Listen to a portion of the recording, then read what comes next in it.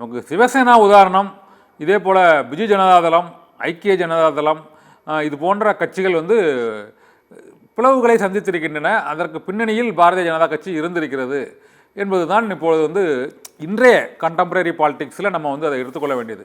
இந்த அடிப்படையில் அத்தகைய ஒரு சூழ்நிலை வந்து அதிமுகவுக்கு ஏற்படுமா அப்படிங்கிறது தான் இப்போ ஒரு டவுட். இது அவங்க அக்கறையாக நான் சொல்லலை, அவங்க அக்கறையாக சொல்கிறாங்களா, அது விமர்சன பூர்வமாக சொல்கிறாங்களா, இல்லைன்னா அது ஒரு பிரச்சார ஒரு பலவீனமாக இருக்க மாதிரியான ஒரு பிரச்சார உத்தியாக சொல்கிறாங்கன்னு கேட்கல. நான் அதற்கான வாய்ப்புகள் இல்லையா அப்படிங்கிறதான் என்னோட கேள்வி.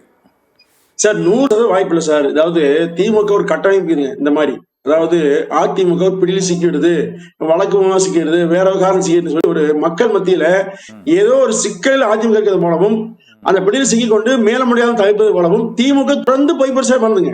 அப்படிங்க திமுக வந்து என்ன நினைக்கிறீங்கன்னா, பிஜேபி அதிமுக இந்த இரண்டு அணிகள் தனித்தனியாக தேர்தலில் போட்டியிட வேண்டும். அப்படி போட்டியிட்டால் நமக்கு எளிதான வெற்றி கிடைக்கும் என்கிற நப்பாசையில பேசுறாங்க.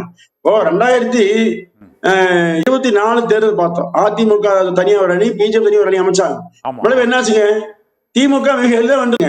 இந்த இரண்டு அணி ஒன்றாக இருந்தால் குறைந்தது 27 இடங்கள்ல அதிமுக அணி வென்றிருக்குங்க.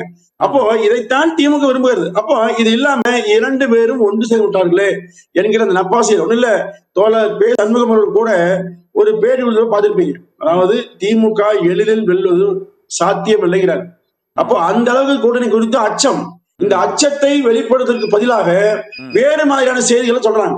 பிஜேபியோட சேர்ந்தா அப்படி, இப்போ பிஜேபியோட கொள்கை மற்ற எல்லா விஷயத்துமே மறைத்து விட்டுதான் திமுக 99 கூட்டு வச்சாங்க. இன்னைக்கு பேசலாம், குஜராத்ல கலவரம் நிகழ்ந்தது. அந்த கலவரத்தை நடத்திய பிறகு ஏன் கூட்டணி சேர்ந்தாங்க? பாபர் மசூதி இடிக்க பிறகு ஏன் சேர்ந்தாங்க? அப்போ குறைந்த வள்ளியாதுல பாபர் மசூதி இடிக்கப்பட்டது தவறுன்னு சொன்னாங்களா, இல்ல குஜராத் கலவரம் ஏற்பட்டது எங்களால் தான் என்று சொன்னாங்களா? எப்படி திமுக போச்சு? அரசியல் என்பது எதிரி யார் என்று தீர்மானித்து எதிரியை நோக்கி வீழ்த்ததுக்கான வியூகம், அந்த வியூகத்தை அதிமுக அமைக்குதுங்க. இது கொள்கை கூட்டணி அல்ல. திரும்ப திரும்ப அதிமுக போச்சு சொல்லிக்கொண்டே வைக்கிறார். நாம் தான் அதை கண்டுக்காம இருக்கிறோம்.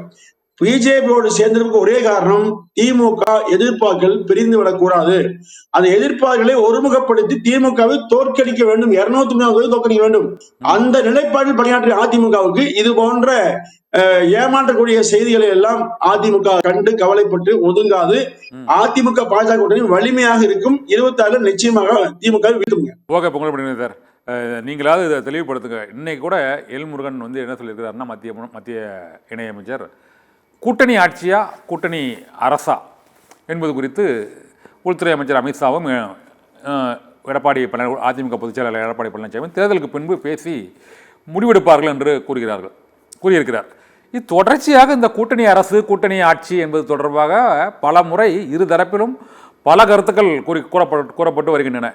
திரு நயினார் நாகேந்திரன் கூறும்போதும் கூட்டணி அரசு கூட்டணி ஆட்சி பற்றி தமிழக பாஜக தலைவர் ஒரு கருத்து கூறுகிறார்.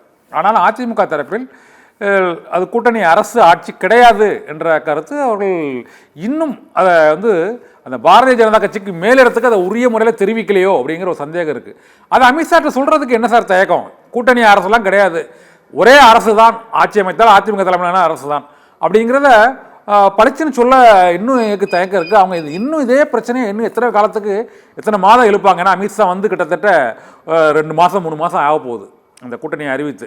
அதற்கு பின்னரும் இந்த கூட்டணி அரசா கூட்டணி ஆட்சியா தனித்து அதிமுக தலைமையில் தான் ஆட்சியா வெற்றி பெற்றால் அப்படிங்கிற தேர்தலுக்கு முன்பே இந்த ஒரு இடைவெளி குழப்பம் வந்து தொடர்ந்து கொண்டே இருக்குதை நீங்கள் எப்படி பார்க்குறீங்க மணிகண்டன் சார்?